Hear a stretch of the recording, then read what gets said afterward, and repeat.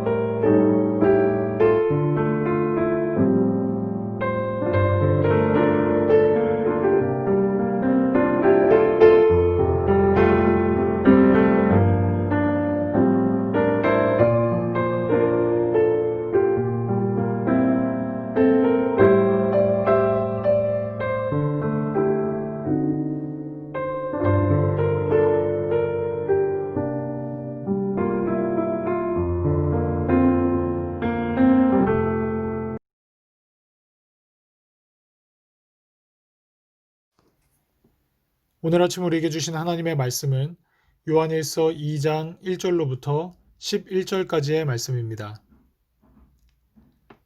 나의 자녀들아, 내가 이것을 너희에게 씀은 너희로 죄를 범하지 않게 하려 함이라. 만일 누가 죄를 범하여도 아버지 앞에서 우리에게 대언자가 있으니 곧 의로우신 예수 그리스도시라. 그는 우리 죄를 위한 화목제물이니 우리만 위할 뿐 아니요 온 세상의 죄를 위하심이라. 우리가 그의 계명을 지키면 이로써 우리가 그를 아는 줄로 알 것이요. 그를 아노라 하고 그의 계명을 지키지 아니하는 자는 거짓말하는 자요 진리가 그 속에 있지 아니하되, 누구든지 그의 말씀을 지키는 자는 하나님의 사랑이 참으로 그 속에서 온전하게 되었나니 이로써 우리가 그의 안에 있는 줄을 아노라. 그의 안에 산다고 하는 자는 그가 행하시는 대로 자기도 행할지니라. 사랑하는 자들아, 내가 새 계명을 너희에게 쓰는 것이 아니라 너희가 처음부터 가진 옛 계명이니 이 옛 계명은 너희가 들은 바 말씀이거니와, 다시 내가 너희에게 새 계명을 쓰노니 그에게와 너희에게도 참된 것이라. 이는 어둠이 지나가고 참 빛이 벌써 비침이니라.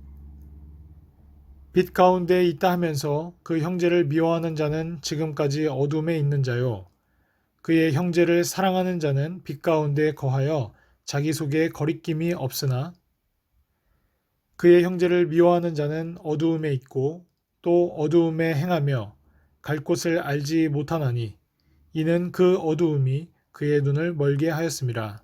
아멘.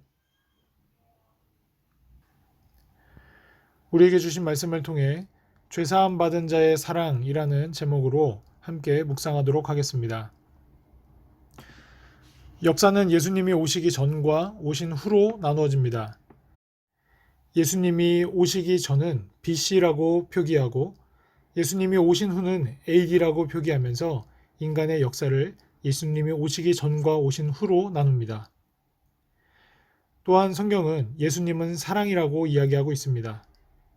따라서 사랑도 예수님이 오시기 전과 예수님이 오신 후로 나누어질 수 있습니다. 요한 사도는 오늘 그 사랑에 관하여 이와 같이 가르치고 있습니다. 처음 1절로부터 2절은 죄사함 받은 자에 대해서 이야기하고 있습니다. 하나님과 인간은 죄로 인해 관계가 막힌 상태에 있었습니다. 그런데 예수님이 오셔서 그 관계를 해결해 주시고 화목하게 해 주셨습니다. 사도 요한은 예수님을 대언자라고 이야기하고 있습니다. 대언자를 뜻하는 헬라어 파라클레이토스는 곁에서 돕는 자라는 뜻을 가지고 있습니다. 유대 사회에서 아버지는 매우 엄합니다. 자녀가 잘못하면 혼을 내고 체벌을 가합니다. 그러면 어머니가 등장해 자녀를 위로해주고 아버지와의 관계를 다시 회복시킵니다. 이 어머니와 같은 역할을 하는 것이 파라클레토스, 바로 대언자입니다. 하나님과 인간의 관계를 예수님은 다시 화목하게 하셨습니다. 친히 화목제물이 되어 죄를 단번에 사해 주시고 화목하게 해 주셨습니다. 이는 우리뿐 아니라 온 세상을 위함입니다. 3절에서 8절은 새 계명인 사랑에 대해 언급합니다. 사도 요한은 성도들에게 곧바로 그의 계명을 지키라고 말하지 않습니다. 먼저 대언자이신 예수님으로 인해 우리가 단번에 죄 사함을 받았음을 먼저 알려주고 있습니다. 성도는 죄 사함의 큰 은총을 받은 자들입니다. 은총을 받은 자는 그 은혜로 인해 계명을 지키게 됩니다. 그 계명은 형제와 자매를 사랑하라는 것입니다. 이것은 7절에서 옛 계명이라고 이야기하지만 또한 8절에서 새 계명이라고 이야기합니다. 다시 말해 사랑하라는 옛 계명은 똑같지만 전혀 다른 차원의 사랑을 뜻하고 있음을 구분하고 있음을 알게 됩니다. 구약 성경에서도 사랑에 관한 명령이 있습니다. 내 이웃을 사랑하기를 내 자신과 같이 사랑하라 라는 레위기 19장 18절 말씀입니다. 새 계명은 예수님 안에 살면서 예수님이 행하신 대로 사랑하는 것이라고 6절은 이야기하고 있습니다. 옛 계명은 이웃을 사랑하라는 것이었는데 여기서 이웃은 이스라엘 민족을 의미합니다. 이방인은 사랑의 대상이 아니었습니다. 그리고 나 자신과 같이 사랑하는 수준으로 이웃을 사랑하는 데 그쳤습니다. 그러나 새로운 계명은 예수님처럼 자기를 죽이기까지 사랑하라고 합니다. 사랑의 대상이 무한 확장된 것입니다. 이렇게 새 계명이 명하는 사랑은 대상이 확장되고 깊이가 깊어진 사랑입니다. 그리고 성도가 옛 계명이 아닌 새 계명을 지킬 수 있는 이유는 예수님께 그 사랑을 받았기 때문입니다. 마지막 9절로부터 11절은 사랑하는 자의 삶에 대해서 이야기합니다. 사도 요한은 사랑하는 자와 미워하는 자를 대비시키고 있습니다. 사랑하는 자는 빛 가운데 있는 자이고 빛 가운데 있는 자는 자기 속에 거리낌이 없다고 이야기합니다. 10절에 등장하는 거리낌은 스칼달론이라는 단어로 걸려 넘어뜨리는 것입니다. 빛 가운데 살며 예수님처럼 형제자매를 사랑하는 자는 걸려 넘어질 일이 없다고 말씀하고 있습니다. 항상 전진하는 인생을 살게 된다는 것입니다. 그렇지만 반면에 미워하는 자는 어둠 속에 사는 자들이라고 말합니다. 11절의 말씀처럼 어둠 속에 살면 눈이 멀어 갈 곳을 알지 못합니다. 미움은 사람의 눈을 멀게 만듭니다. 미움은 감정만으로 끝나는 것이 아니라 나를 피폐하게 만듭니다. 앞을 보지 못하고 전진하는 삶을 살지 못하게 합니다. 우리는 모두 사랑해야 합니다. 형제자매를 사랑하면 밝은 눈을 갖고 전진하는 인생을 살게 될 것입니다. 라비 줄리어스 고드는 사랑은 눈먼 것이 아니다. 더 적게 보는 게 아니라 더 많이 본다 라고 말합니다.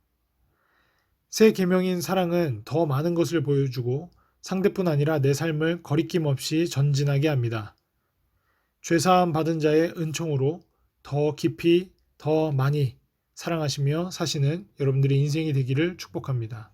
함께 기도하겠습니다. 사랑과 은혜가 많으신 아버지 참으로 감사드립니다. 예수 그리스도 그 십자가의 은혜로 우리가 죄사함 받은 자라고 이야기하지만 실상 우리를 죄사해 주신 예수 그리스도의 사랑을 본받아 살지는 못하는 그런 우리들의 연약한 모습을 고백하게 됩니다. 여전히 어둠 가운데 행하면서도 하나님과 교제한다고 주장하는 사람들은 자신과 다른 사람들을 속이는 자임을 오늘 말씀을 통해 다시금 묵상하게 하여 주시옵소서. 하나님은 빛이시기 때문에 어둠과 함께 하실 수 없고 그렇기 때문에 하나님의 자녀들도 하나님의 자녀들로서 어둠과 함께 할 수 없음을 다시 한 번 더 고백합니다. 오늘 말씀을 통해 사랑은 빛에 속하고 미움은 어둠에 속한다라는 말씀이 오늘 하루와 올 한 해를 살아가는 성도들의 삶 가운데 뿌리 깊게 내리게 하여 주시옵소서. 예수님께서는 우리를 구원하셨을 뿐만 아니라 십자가에서 죽기까지 사랑을 실천하신 사랑의 본이 되셨음을 기억하게 하시고 그렇기 때문에 그리스도 안에 거하는 모든 성도들이 그렇게 죄사함을 받은 모든 성도들의 삶에 예수 그리스도를 닮은 사랑의 실천이 거룩한 책임과 의무가 넘쳐나도록 주여 축복하여 주시옵소서. 감사드리며 예수 그리스도의 이름으로 기도드립니다. 아멘. 하나님의 말씀에 순종하는 자만이 진정한 하나님 나라의 백성임을 오늘 말씀을 통해 다시 한 번 더 깨닫고 고백합니다. 우리에게 그 크신 은혜로 주어진 구원의 확신을 얻기 위해 오늘도 마지막 날 주님께서 착하고 충성된 종이라 칭찬받는 소망을 갖고 살아가게 하여 주시옵소서.